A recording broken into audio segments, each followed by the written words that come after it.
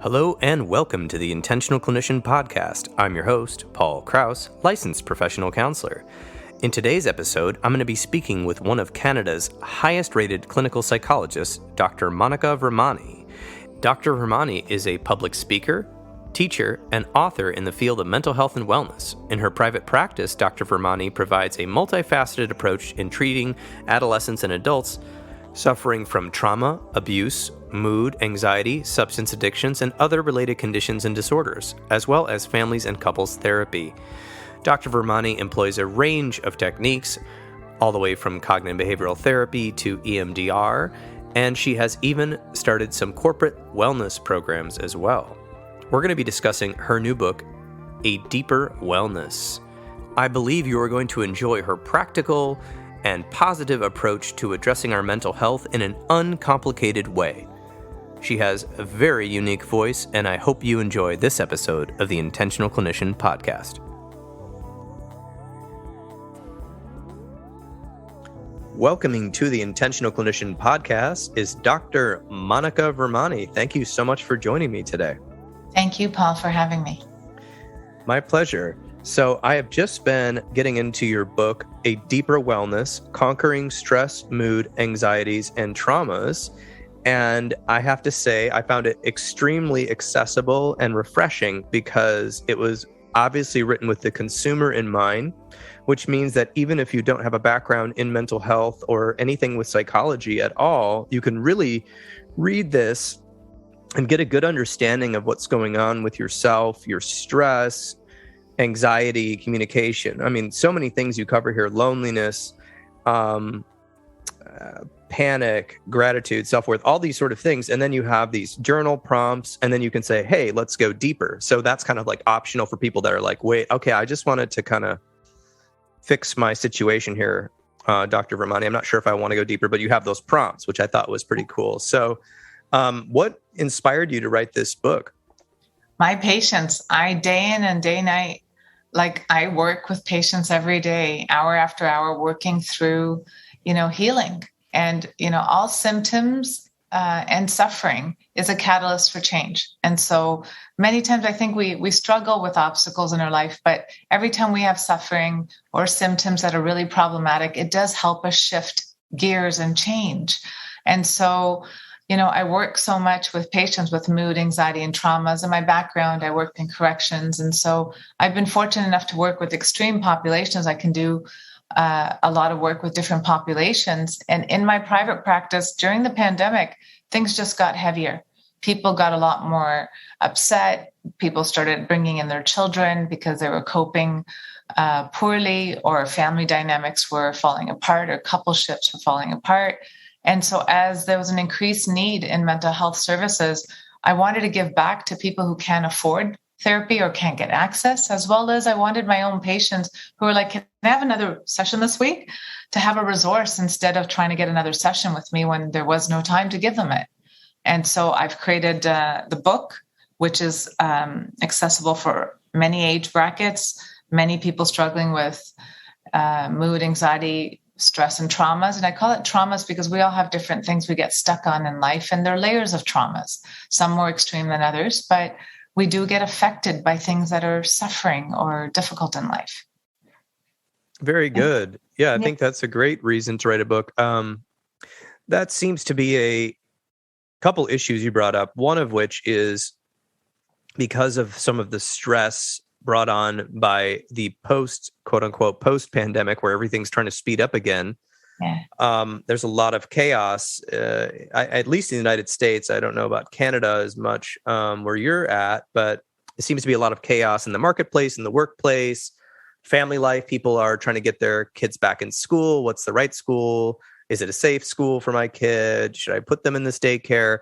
All these different things. And so then you're talking about time, and that's a big thing I hear from our clients, and I supervise a lot of clinicians as well, is they're saying, we know we need to work on our mental health and we hardly have time. I hardly have time to see you, let alone you want me to go meditate or go to yoga or take a break with my kids. How am I supposed to do that? So then that's possibly feeding some of these unhealthy patterns that may be unconscious. And I something we were talking about before the show was how sometimes people get stuck in unhealthy patterns. And especially during the pandemic, I don't know how many people told me, oh, I gained 20 pounds. I mean, I know I gained weight at the beginning for sure.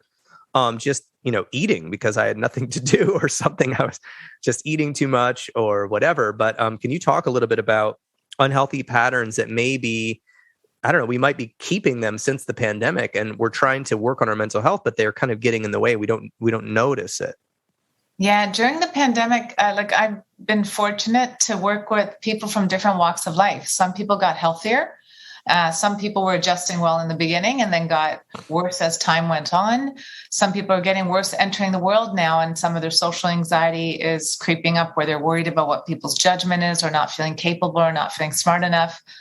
I'm seeing more and more people, some people who are single and stuck in an apartment working and doing school and everything from home. And there were others who had family units and felt fortunate to have times with their kids and their pets. It was interesting for me to see every walk of life, but everybody was affected by the pandemic in some way or another. Some healthy habits came in and a lot of unhealthy ones did. I always tell people, a lot of first responders I see that were overburdened by the system in the beginning and overworked, I kept reminding them, don't give from your well, give from your overflow. If you don't take care of you, you really can't take care of the people that you take a vow to take care of. I've had many physicians that were burning out, many nurses that were feeling overworked and overburdened. Unhealthy habits came in during the pandemic. I had even healthy couples saying, at the end of the day, I find myself reaching out for a cocktail. And I never used to do that when I was going to work in the office. And it was a different time with, more use with drugs and alcohol, avoidance, procrastination. There was much more use of TV and technology, video games. A lot of people are finding themselves overstimulated during the pandemic and trying to find something to do. But we stopped being human beings and we became human doers. And so during this pandemic, many, many people got into toxic habits. And I say toxic habits because they hold you back from being healthier. They hold you back from living life fulfilling, and they hold you back from being the person that you wish you could be, whether that's healthier in your mind and body, or it's better in your relationships, or it's more social, or it's more productive, or it's moving up the corporate ladder, or just plain and simple being able to sit on a couch and rest without your mind racing. Very good analysis there. So you've been kind of noticing this trend, or multiple trends, I guess, are all happening at once. It just depends on the person and their situation. So I guess I see here that you, in your private practice, you practice cognitive behavioral therapy, mindfulness meditations, mindfulness-based stress reduction. Of course, my favorite, mindfulness-based cognitive therapy, breath, body, mind. I haven't heard of that one. And of course, EMDR, which is a frequent topic on this show, as I am an EMDR International Association consultant. But yeah, can you tell me some of the ways, I see all these clinical things I'm sure you use in your practice, but what are some of your favorite tips for people outside of therapy to help get out of unhealthy patterns or toxic patterns?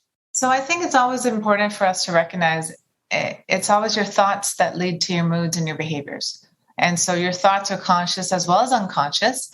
And as we're talking about, unhealthy habits, some of these unhealthy habits are actually learned through patterns from our upbringing, from our family units, where our parents have modeled unhealthy habits and we've just acquired them and learned them through modeled behavior. And we repeat them too, whether it's comfort food, it's alcohol, it's overworking, it's underworking, it's, being hard on yourself. And so we all have a tendency right now to be struggling with things that we're not too fond of. And when it comes down to tips, as I mentioned, thoughts lead to moods and behaviors. It is always important to recognize, where does my mind go when I'm in silence? When we're meditating or we're just in silence and dead air time, where does your head go? Many times it goes to unfinished business, or it goes to scrutiny, criticism, judgment, being hard on yourself for procrastinating. But we're not taking actionable steps because many times our thoughts are making us paralyzed, stuck in patterns of catastrophizing or being hard on ourselves or feeling stuck or just feeling unfulfilled with life and unworthy of love or undeserving of success. And so cognitive behavioral therapy is very useful because it does help you shape your thoughts to challenge them. Everything in life is possible. I can get hit by lightning right now. You want to look at the probability of bad things happening. And many times we have a tendency to overestimate the probability of bad things happening. And it is good for you to sometimes do a mental checklist. Okay, I could get hit by lightning right now, but what's the probability of that? It's not raining. I'm in a safe place. I'm indoors. And you bring yourself down from the place of catastrophizing or thinking about worst case scenarios. Thoughts are very powerful. It is important for us to start looking at, where does my mind go? But then secondly, also recognizing how much is my mind driving my behaviors? Is my worries getting me to overwork or overexercise or constantly looking for stimulation to distract my thoughts because I don't like what's going on in my head? I always feel like spirituality is you connecting to yourself well, your spirit, meaning enjoying the content in your head that goes swimming around when you're in silence, as well as enjoying your own company. Many people today struggle with enjoying themselves and their company. Meditation practices, we all meditate. We just don't realize it. Meditation is where you lose the concept of time and space. And so when you're hanging out with a buddy or a friend and 4 hours go by and you're like, damn, how did 4 hours go by? That moment where you were connecting to one thing with complete presence is meditation. And then you do lose the concept of time and space, whether that's an exercise, a hobby, an interest, spending time with your family members or friends, hobbies in nature, kayaking, hiking, etc. It is important for us to recognize when you do one thing with complete presence, you're meditating. I've been fortunate enough to have great teachers, mindfulness meditation, mindfulness-based cognitive therapy. Breath, body, mind is actually a practice from two of my dear friends in New York City, Dr. Richard Brown and Dr. Gerbarg. They're two psychiatrists that have pretty much revamped their whole psychiatry practice to teach breath work. And we've done lots of research studies on breathing practices that specifically work with extreme versions of anxiety. And so their website is breathbodymind.com. And they do these wonderful practices to help people understand that when you're in extreme versions of trauma, like PTSD, there are breathing practices that can help ground you, settle you down. And there's also movement you can do to help facilitate your body to get out of a place of fight, flight, freeze, to being in a place of ease and coping. Many times our biggest problem with anxiety and depression and stress is that we feel incapable to cope. It is your self-doubt, which is a thought again, that really makes things worse in our lives. And so it's important for us to start recognizing, do I give myself credit? To date, life only gives you what you can handle. You've handled everything that's shown up. Give yourself some credit that even if you didn't handle it with eloquence and dignity, you've handled it. You're still here, you're standing, you're moving forward, and we do the best we can with what we know. Are there resources I can bring in or practices I can bring in that enhance my coping and my skill set for me to feel more capable? Very good. Very good. Yes. So it sounds like a lot of, what you're talking about is having people take a self-assessment. And I do think that during COVID, with a lot of people in isolation, the self-assessments were possibly not the best. And we do have this negative bias in us, of course, to keep us safe. So we think of negative things that could happen. So we prepare and try not to be hurt, or we like you said, we catastrophize. So it's our emotional mind. And you're saying, hey, pause here a second. Let's look at what's happening statistically and logically, bring those two things together. That will help your emotional mind perhaps stop producing as many of these thoughts, or be able to evaluate these thoughts better. And I do think that is a lost art in the past, 20 something years since the internet and the phones became more prevalent, is that people, when they have time to themselves, instead of self-assessing, they're wondering what's going on in the news, in the world, what's going on in their friends' social media feeds, what's going on in their bank account, too many times per day. I mean, if you've looked at I don't know if you have a smartphone, but you can, on the iPhone, it has a tracker where it'll show you how much time you've spent, how much time your screen's been on, and how many apps and what you've been using. And I found that to be a very good tool for me to look at, but also like, oh my goodness, okay, thinking back to my college years and in high school, all this downtime I had where I was just, creating things, right? It seems like at this day and age, we almost have to be more intentional, not only about self-assessment that you're talking about, but about spending time where we're intentionally doing something that helps us, whether it's creating, talking to a friend, getting into a flow state, like you said, with meditation is anything that gets you into the flow state. I love this Breath, Body, Mind program. I definitely think people should check that out because it's doing something physical. Because some people, a lot of people, they're like, well, I don't like all these mental coping skill checklists. I want to do something, right? Yeah. They're more somatically, physically inclined. So the kinesthetic remedy sounds And good on that. they bring in qigong and open focus breathing and coherence breathing. So they bring in some beautiful techniques. And, being a certified teacher with them, I've been fortunate enough to work in some of the most crises environments, facilitating healing. And it really works. It's about us taking time out. And as you mentioned, I'm glad you're speaking about it. We really are running a rat race out there. Everybody's running around, constantly busy, overstretched, not knowing how to prioritize things. And then we're modeling that to our children so that our children grow up and do the same thing and show up in my office with mood and anxiety.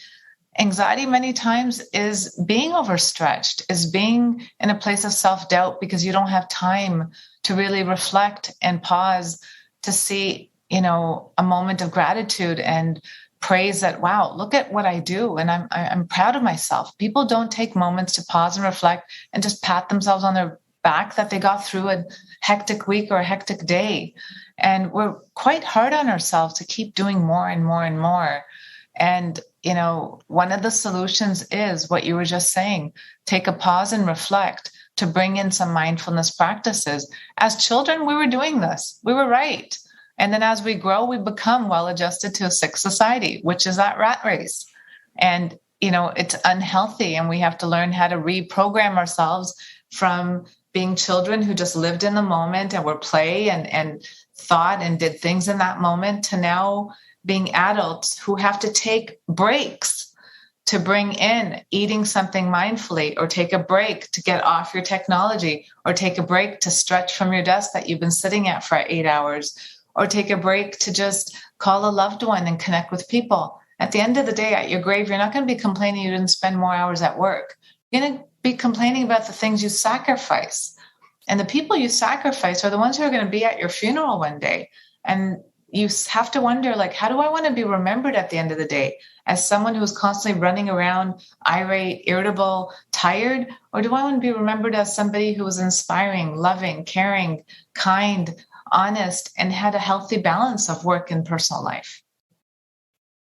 Very good points. I think that, right there, you've hit on some major things. First of all, the existential point, which I think is important. Humans need meaning. And why are we doing all the stuff that we're doing? What is the point? How do we, let's say we don't have control over a lot in our life. How do we want to be remembered? Why aren't we living that way now? Right? If we know what makes us feel good and what makes others feel good, what is holding us back from living how we want to live, first of all? Then going further with that, you've now mentioned every society that's ever existed, people had to adapt to its pros and cons. And currently, the cons of the modern world are everything's available all the time, thanks to the internet. If you live in a big city, everything's available all the time and the internet. And we have entertainment constantly, TV, all these things that are constantly pulling at our attention, advertisements, different things telling us this will help us feel better. That, is true, but not true. Like advertising, chocolate will make you feel better. Yes, it will for 5 minutes. And then you'll feel worse, right? If you eat sugared chocolate or whatever. So it's our environment's shaping us at a hyper speed, I think. I don't know how to compare it to past civilizations because I wasn't there, but I think people don't realize. Once upon a time, we weren't texting each other. Once upon a time, I grew up in a time where, there was no FaceTime. I'm grateful during the pandemic, I couldn't see family members, and at least I could FaceTime them. But once upon a time, we didn't have that stuff. You had to memorize a phone number. And, we're in a different time. I grew up where I didn't have a laptop until I was finishing my master's. And today kids at age 10 have one, and they're constantly on their iPads. Existential questions are a big one during the pandemic. A lot of people have felt a loss of meaning because they didn't have as many distractions. You weren't out there socializing, going to the next restaurant, keeping yourself busy every weekend with plans. And Monday to Friday, you're on the rat race. So a lot of people definitely were like, what brings me joy? What makes me happy? Am I always just that distracted that I realized I wasn't happy to begin with? And many people, during the pandemic have changed lifestyles, moved away, downsized homes or upgraded homes, as well as changed careers and jobs to be more fulfilling because they realize that I'm not living a life that I'm feeling connected to. Many of us have a tendency to not live our truth, but live expected roles that we think we need to live. So there's always a battle between all of us, between our true self and our expected self. And that battlefield within you is what we, I think, face every day. What do I really want? And what do people want from me? Whether it's my parents, my boss, my coworkers, my friends, my family members, society. And we're always trying to teeter back and forth on that battle of trying to get our true self out there, but in fears of disappointing people that expect things from us. Yes, you're bringing up a lot of deep subjects because I think most people listening to this can identify with what you're saying.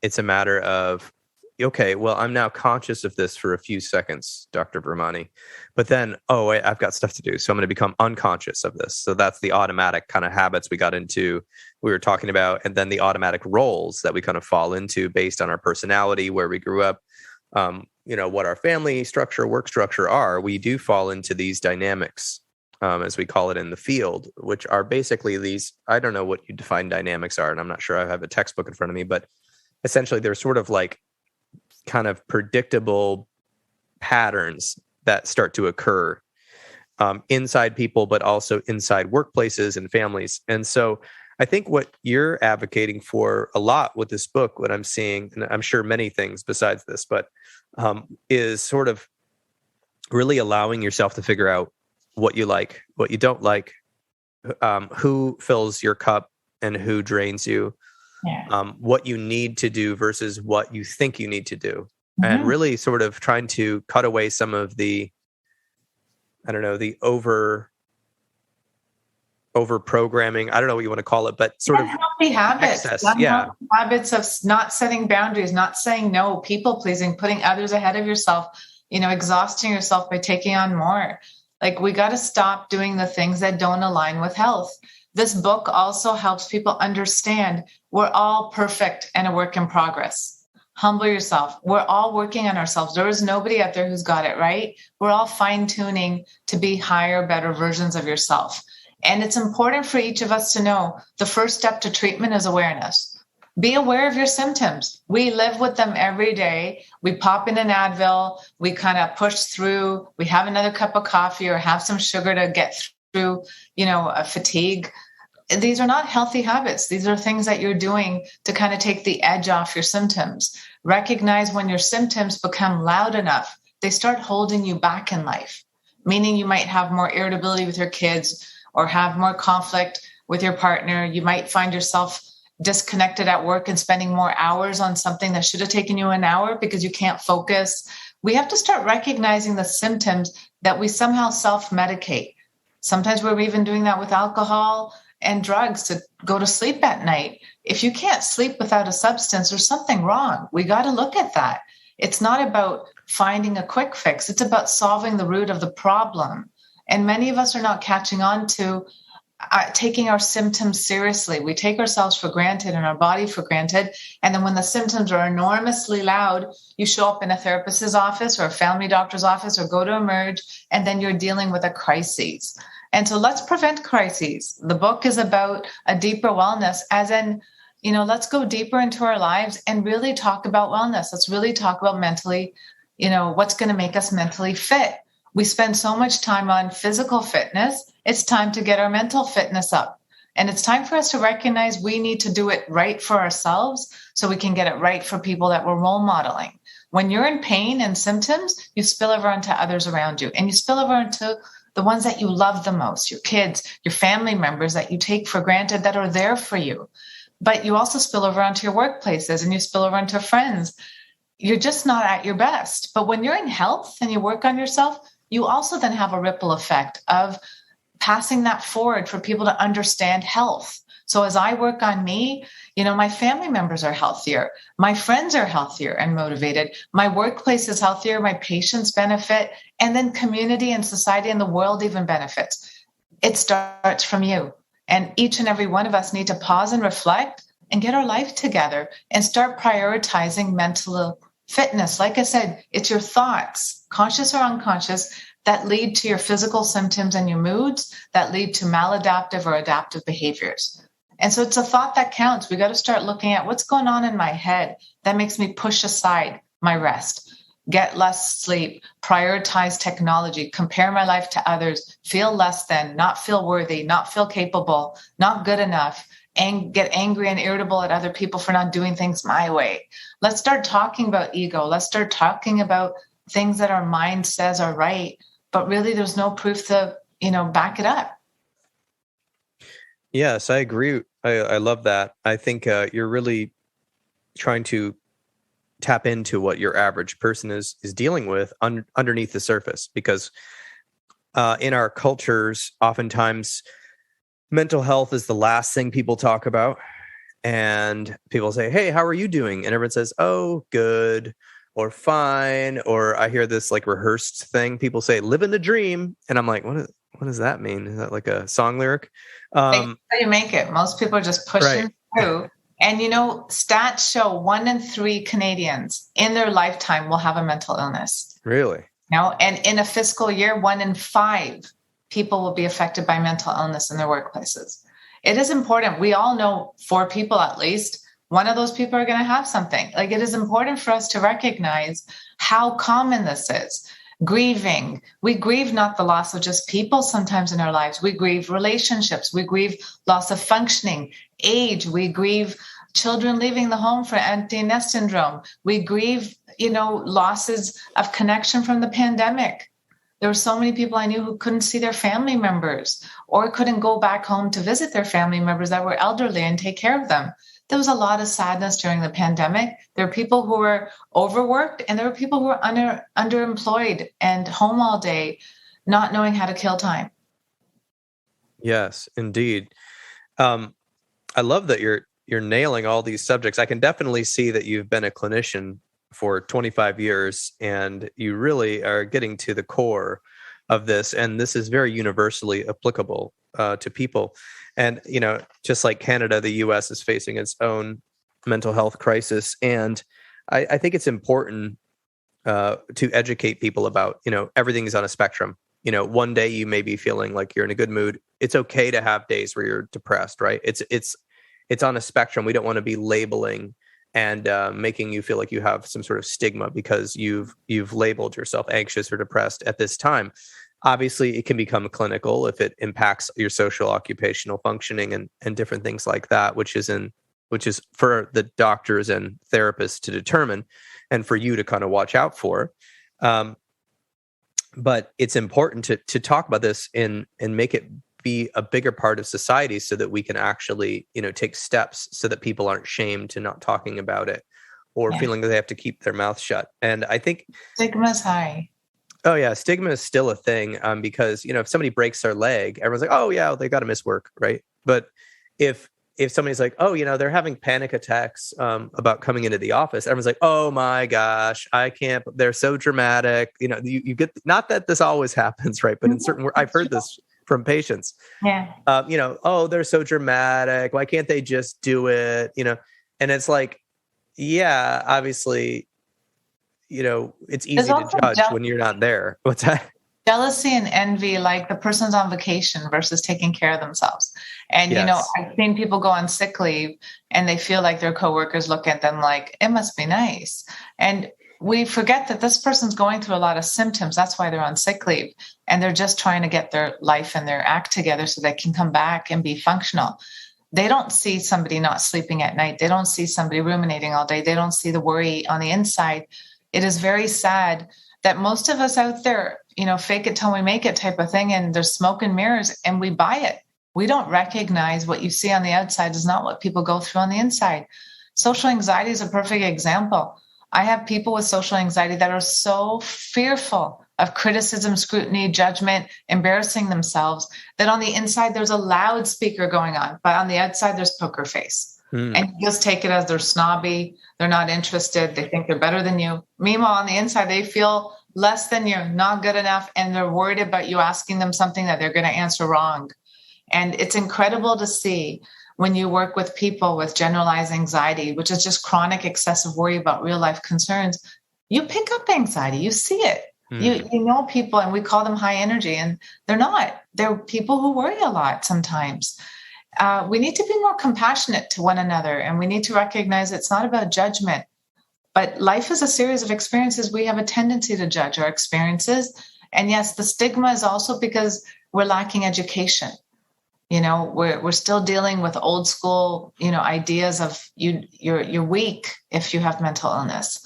We're still dealing with stigma related to you can't take a day off work because you're feeling sad or tired or anxious.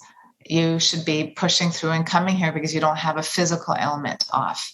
And workplaces need to change. It's one reason why I started doing more corporate wellness too. A lot of my executives that I work with were like, you need to come into my workplace and start talking to our employees. As I get healthier, I feel bad for my team members who are not. And some of the people who handled the pandemic really well were people whose, executives were my patients. And they were, saying you need to take care of yourself right now. And the start of the meeting, let's talk about mental health for a minute. Like, how are you guys doing? How are you coping? What's going on? And as they put their problems and real life things on the table, like being irritated by their kids being around all day, or their wife picking on things, or not having enough time, or overworking at night, thinking that maybe they're not doing enough, or not being able to ask for help, things like this. As they put those things on the table as an executive who's working with me, their teammates started coming on board and saying, I go through that too. I do wonder if I'm doing enough, and I end up working an extra 2 hours. Or, I do find it's nice that I can put a crock pot of food on and I feel a little bit more rested. So I feel like my focus is better. People are starting to communicate, but someone's got to take initiative. And, we as a society have to have a call of action to get healthier with mental fitness. We got to get mentally fit now. Let's stop with, I got to rush to the gym right after the pandemic lifted the guidelines. Let's also look at what's happening with your brain. How are you treating one another? How are you treating yourself? I haven't seen people harder on themselves than ever. This pandemic, people not feeling good enough, not lovable, online dating, people going on the apps, but feeling frustrated as in like, I don't know what I offer someone. My companionship is not about offering them a slew of things. It's company. It's sharing time with each other. But work on you so that you're a healthier version of you, so that, somebody wants to be a part of your energy and wants to be a part of your life. But today's world is very interesting. We're struggling with a lot of different concepts. And you're right, the stigma is only going to go as each and every one of us embraces an acceptance that I'm human. I'm perfect and a work in progress. And it's time for me to pull it together to realize my symptoms can tip over to a place where they're holding me back, and to hold space for people around us that are going through things instead of punishing them for it. Yes, I agree. And I think things are complicated because of technology's advances, and I mean, even since the 70s, working shifts, were never idealized, but let's just say the recent history of the US and Canada, I would say working shifts are more predictable for most people. And then, even restaurant shifts and diners and whatnot, things were a bit more slow paced, even in the 80s and 70s and 90s. And technology of all sorts has sped our life up, not just computers, but different technologies of shipping things, and the world getting a little bit faster in some ways. And so therefore, I think people are dealing with this on an environmental level, the balance between the need to produce and the need to have a job and the need to perform highly and the need to work hours with, like what we've been talking about this whole podcast, which is the need for rest, the need for reflection, the need for connection, the need for belonging, the need to take time away. And I almost feel like it's wrestling because there's this anxiety. I see this anxiety kind of permeating from the economy of like, I need more? Even like people who are making over $100,000 in the US, I'm afraid that at any moment my stocks are going to go down and I need more money and I need to do this. And what about this? And it's like, we're losing that focus. And then that goes all the way down to what we call the gig workers in the US. It's becoming very popular, which is these, things like Uber and Lyft and, grocery store delivery apps and whatnot, where people can do work on their schedule, which is actually a positive, right? So you can work your schedule around it. But at the same level, they're paid so little that then they end up having to work ridiculous number of hours unless they have some sort of situation. And I mean by situation, I mean housing situation and food situation where they don't have to over labor. So in one hand, technology making things easier. We can now shape maybe work from home. I'm doing this podcast from home today for various reasons.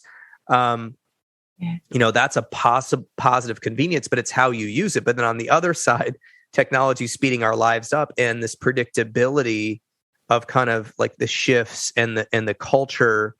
I don't know how to explain this, but it's just like people have to really regulate their time, regulate how much is too much money, how much is not enough money. I have to make all these micro decisions which I'm not saying they were easier before, but I think things weren't as complicated even 30 years ago. I love how you're talking about the Uber stuff. Like I've had people working around the clock that can't cook a meal because they just don't have the time or the energy. And so they'll order Uber. And I've done so many of my patients' budgets because we're trying to figure out where their money goes. And they spend so much on Uber Eats or on an Uber because they can't get to the bus on time, or they're worried about the pandemic and they don't want to be on the bus with a bunch of people. And I was looking at the math. We're running on that hamster on the wheel, working our way through things, not paying attention to where our money goes. And I've had people's visa statements where I look at renewals that are happening and they don't even know about it, or they're paying for Uber and they don't realize how expensive it is when the restaurant's really across the street. They could have picked up the food and saved $6 off it. We talk about these things, but what am I doing? I'm making them pause and reflect. And they're like, oh my God, I don't believe I never noticed this. And, cooking a meal, like making time for things where you nourish your body with food that instead of the food that might make you gain that 20 pounds that you're going to be then hard on yourself about gaining weight. And, everything you were saying about a couple of minutes ago is really about fear. We are such a fear-driven based society. What is fear about? Anxiety about, I don't know if I can handle it. And so let me just prepare more. Let me just work more. Let me just make more. Let me do more so I can be prepared because I'm not sure if I can handle the fear of uncertainty. It is fascinating to me that each and every one of us are born not knowing when and how we're going to die. And that means you're meant to be comfortable with uncertainty, but somehow we spend our whole life trying to control everything in our lives so that we can prevent being afraid of uncertainty. Right? And it's very interesting that everybody is so busy trying to control aspects of their life, but they don't recognize sometimes by controlling one area, you're also scapegoating other areas. And by working too much, what's the impact on your organs? By not sleeping enough or drinking alcohol, it's a depressant after all. It worsens your depression. It doesn't make it better. It is important for each and every one of us to start exploring, am I doing healthy habits to help me, or am I keeping myself stuck in patterns that just keep me stuck or make my situation or my health worse? And technologies has been helpful. I even used the grocery apps to get my groceries home during the pandemic, and it was a blessing. And I was like, oh my God, why didn't they think of this before? But in the same breath, it made me sit on my couch a little bit more or sit longer at my work desk and just get my groceries delivered. We lost more movement. You're totally calling it out. I love it. It's kind of why I named this show The Intentional Clinician, was because I don't know, when I started this show, like 2017 or something, I had just been going through this phase in my life where I had all these creative projects and plus my job as a therapist and friends I wanted to see and travel I wanted to do. And I kind of ran across the word intentional. I thought, the only way for me to be able to do some of the things I want, and I can't do them all, obviously, is to be very intentional about my time. And I know this sounds possibly weird because it does go into the controlling thing, right? Because I would plan, and of course it never goes as planned because I got sick recently and that threw off all my plans, but never things don't go as planned. But I would literally plan out like, okay, I really need to do all my clinical note homework on this kind of block of time, right? Yeah. Because if I do that, almost like high school, like I'm planning to do this assignment so I can go to the dance on Friday. I'm like, okay, if I do this homework, then I can go see my friends on Saturday night. I can sleep in on Sunday or whatever. I'd like think these things out versus back when I was in college, I didn't really think things out. I would just like do whatever. And then I was like, oh my gosh, like some papers would be done way ahead of time. Some papers would be done the night before. So I thought I need to be intentional. And it's really hard to be intentional when you're so anxious and strung out that you're just like, oh my gosh, what do I need? I got to save 10 minutes. Okay. $16 on Uber Eats for a $5 hamburger. Like I didn't plan ahead, and not that you can plan for everything. So that goes back into us trying to be the word intentional. What's that? I love the word intentional because when people are trying to get healthier, as we were talking about being stuck in toxic patterns, it is your intention to heal that helps. It is your intention to say, enough, I'm going to get better, that then you make the time for it, whether it's time for therapy, it's time for exercise, it's time for a little more sleep and going to bed, or having accountability buddies to cook with or to share goals that you're doing. It is your intention that makes you healthier. Once you make the intention solid, you take a step forward in health. I love that you say that because I'm going to go to one of my favorite little things I talk about with clients. I say, listen, we're going to set a goal. If you want, it's up to you. You don't have to set a goal. We can set a goal that you don't want to set a goal. That was always a fun one. But okay, we're going to set a goal. And I'm only asking you to do 30% of this goal. And they're like, what are you talking about? I need to be like tomorrow, whatever it is. Like, for instance, this is a typical one. Like, I'm going to start working out 3 times a week, or I'm going to start not eating processed crackers. I'm going to eat rice and beans instead or something, whatever it is, right? People are making these goals. I'm going to meditate, or I'm going to start journaling. They say, I'm going to start journaling every day. I said, no. Journal 1 day a week. Why? Because if you can do 1 day a week, then you're going to learn how to incorporate that in your life. And then you could get to 2 days a week, and then you get to 3 days a week. And if you get to 5 days a week, that's so cool, but you're going to have a week or two where everything goes out the window and you're going to forget to journal altogether. But again, it's the intention. Like you said, it's my intention. Like I meant to journal. So at least I thought of it. Maybe I even self-reflected it on the way to bed and threw my journal next to the bed because I was too tired to write in it. Right. Or maybe I intended to work out 3 times. I worked out twice. Hey, at least I worked out twice versus 0. Right. It's that getting started. It's hard for people because we do beat ourselves up when we have these things in black and white. We have these plans we've written down or these intentions and we don't complete them. So I always tell people in my own life, I have goals every week to work out, to play music, to call friends, to be on time with, everything I've got to do as a therapist. And, I have to admit, the things that take precedent are the state says you have to have your notes in with this amount of time. So I definitely am 100% on that goal every week because I have something coming over my shoulder. But the personal goals that are more for my self-help, which sounds terrible, they come in later. And so I say every week I shoot for 50%. And now recently I've been shooting for 70%, right? I've been getting into that groove of like, I'm going to try to get 70% of my goals. If I do, I feel good about myself because at least I'm taking inventory of what I'm doing. And I'm not kind of doing that thing that you do when you're young. A lot of people do when they're younger, which is they make a goal and it's completely incongruent for how they actually live their life. And then that never happens. And then they just label themselves as, So I love like these implemental. Yeah, go ahead. Adding to intention, when patients come to my office, I'm like, your intention to want to get better is what sought me out. And now you're here.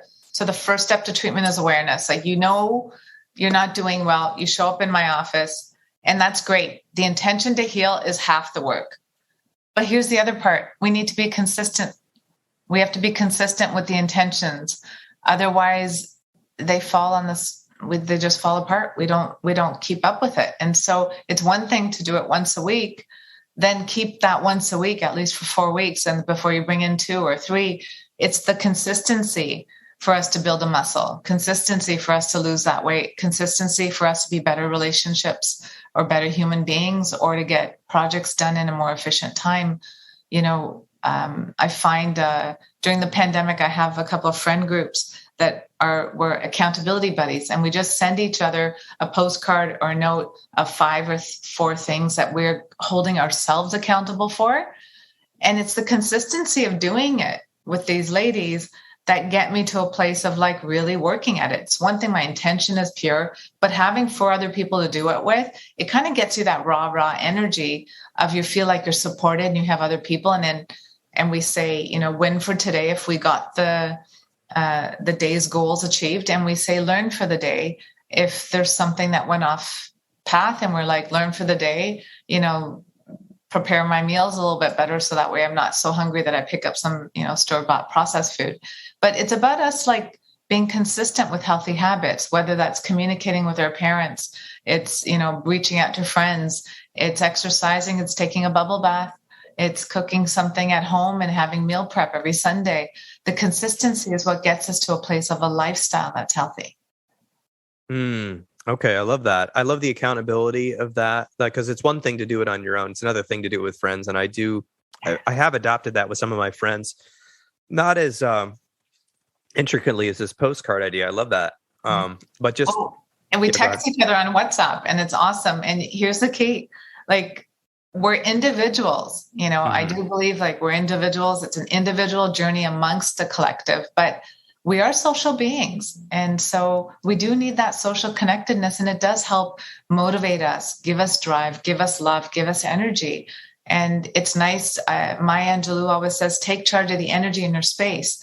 If you're with people who are also aligned with health and habits that you're doing, it's like a team effort. You're doing it for yourself individually, but as a collective, there's an energy about it.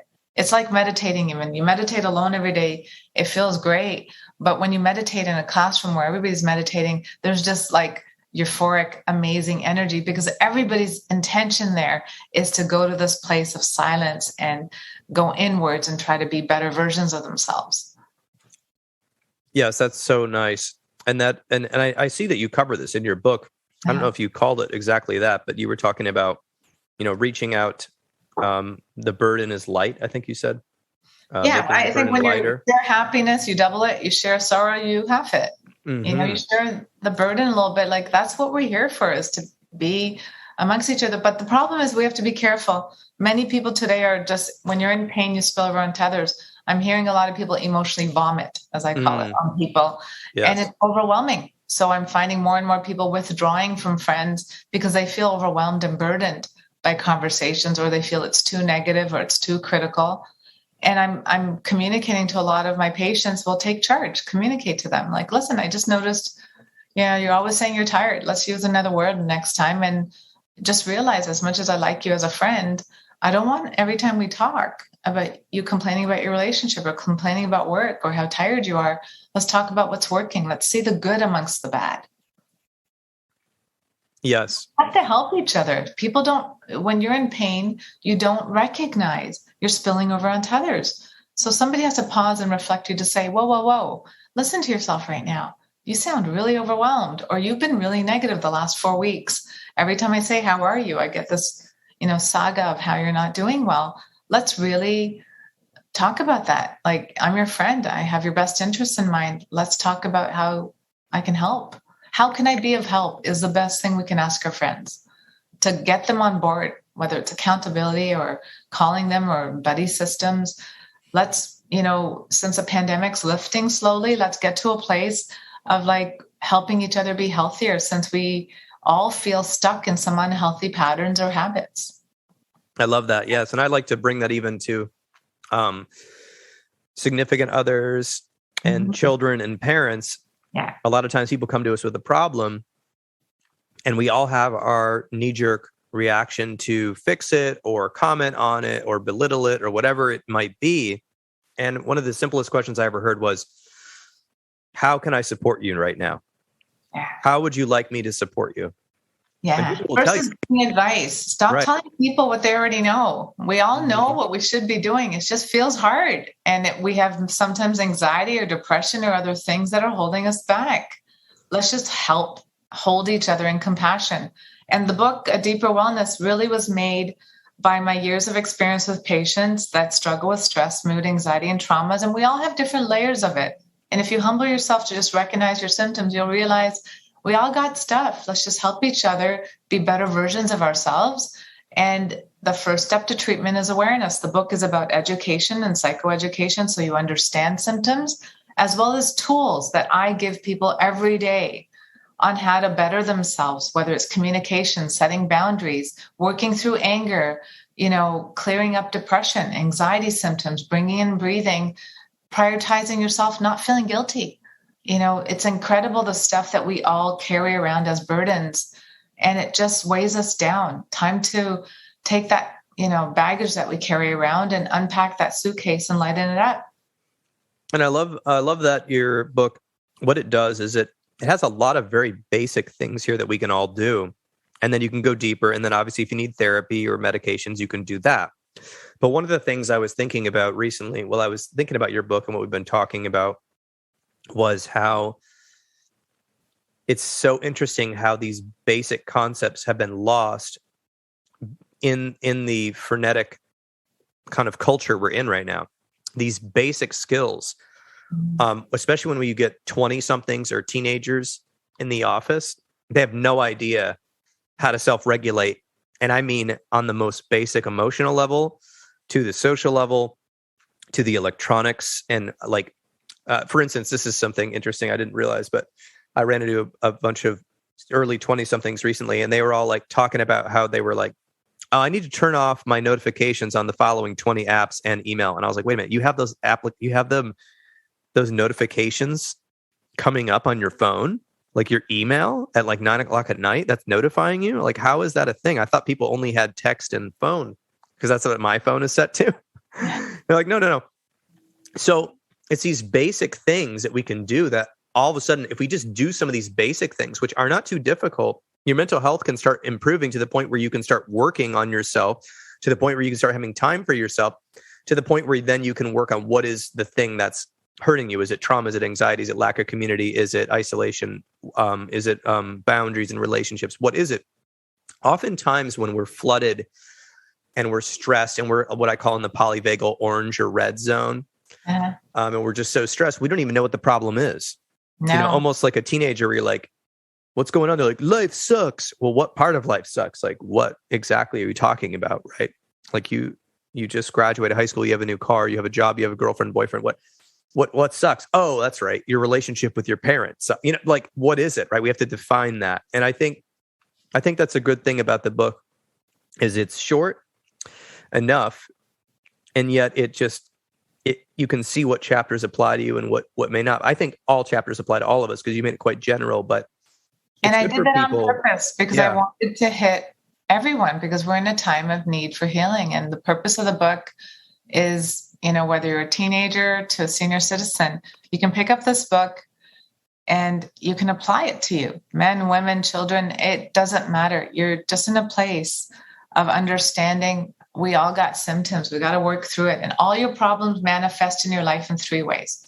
Physical or physiological symptoms, negative thoughts that race around in your head, and negative behaviors you do that keep you stuck.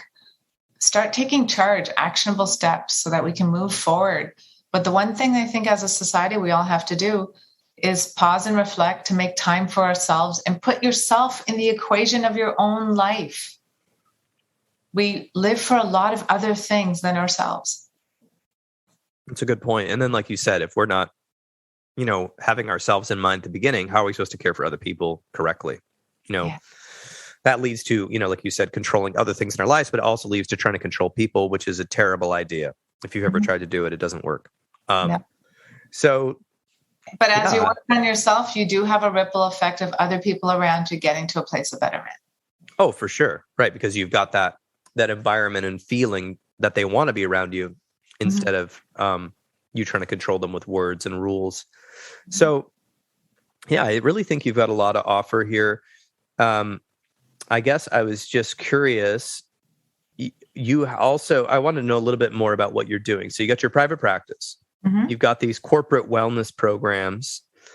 You've got this book and apparently an online thing with it, online companion. Yeah, product? I have created an online platform for people who can't afford to make time for therapy or show up for therapy or afford it, period. It's expensive and don't have benefits. And it's an online 18 life lessons video series where I talk to you about a mini lesson in life, and there's a handout and a worksheet attached.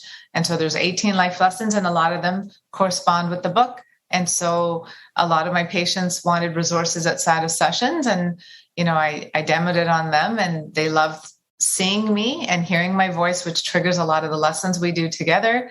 And then they would do the handouts and worksheets on panic disorder or stress or anger or guilt or setting boundaries and prioritizing yourself. And so the online platform is just another resource out there for people to just take 15 minutes at the end of your day and do something to embark on trying to make you a better version of you.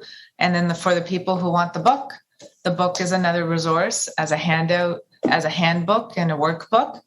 And next week, the audiobook comes out as well. And so it's very available in a Kindle version, in a hardcover or paperback, as well as now an audiobook. Wonderful. And will all of those links be on your website?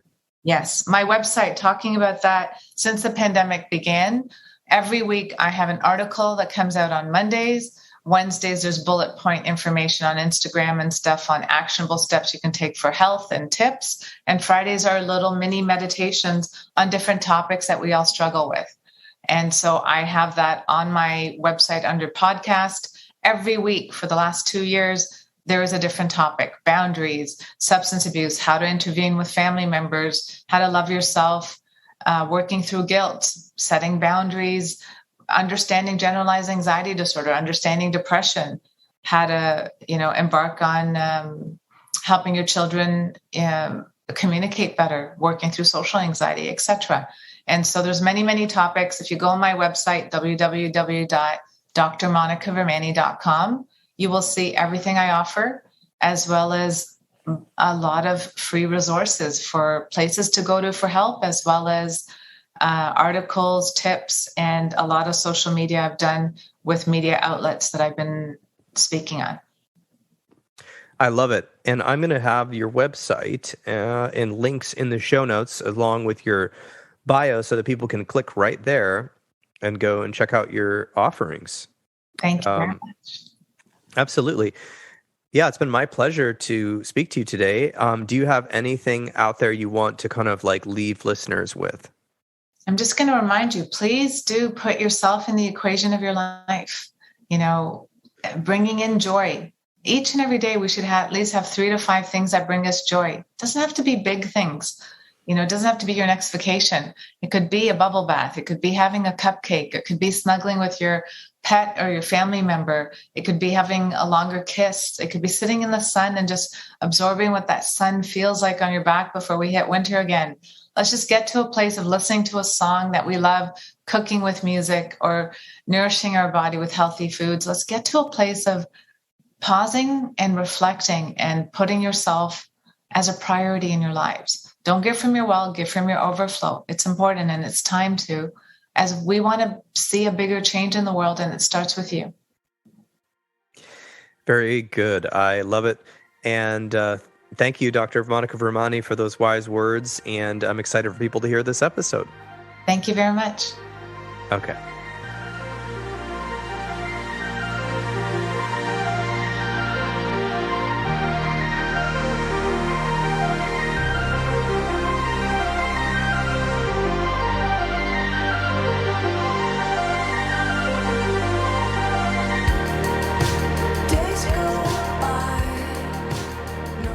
And there you have it.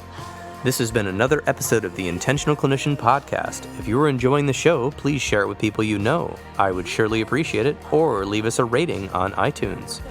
If you are looking for an EMDR International Association consultant, I am now an official consultant and can provide 20 hours needed to become EMDR International Association certified. I am hosting groups online and in person. For details, check out my websites, counselingsupervisorgr.com or healthforlifegr.com for more details. If you are in need of counseling, do not hesitate to make an appointment with a local counselor in your area. You can also make an appointment with the excellent clinicians in the Grand Rapids area at Health for Life Counseling Grand Rapids and the Trauma Informed Counseling Center of Grand Rapids by visiting www.healthforlifegr.com. The recording you just listened to consists of the personal opinions of Paul Krauss, and while these are based upon literature he has read and his experience in the field, they should not be viewed as a definitive opinion on this subject or any subject. Listening to this podcast is not a substitute for treatment. If you are in a crisis, please call 911 right now or the National Suicide Prevention Hotline at 1-800-273-8255. Are you a young person of color feeling down, stressed out, or overwhelmed? Text the word STEVE, that's STEVE, to 741-741, and a live, trained crisis counselor will respond. Did you know that you could support your local bookstore by shopping at bookshop.org? That's right, bookshop.org. You can order online from the comfort of your own home while supporting local businesses near you. If you are a therapist and you are not a member of your local counseling organization, I implore you to get involved. The Michigan Mental Health Counselors Association, the American Counseling Association, for examples, are promoting best practices and making sure that mental health services are available and accessible by the public. Until next time, I'm wishing you all a safe and peaceful week.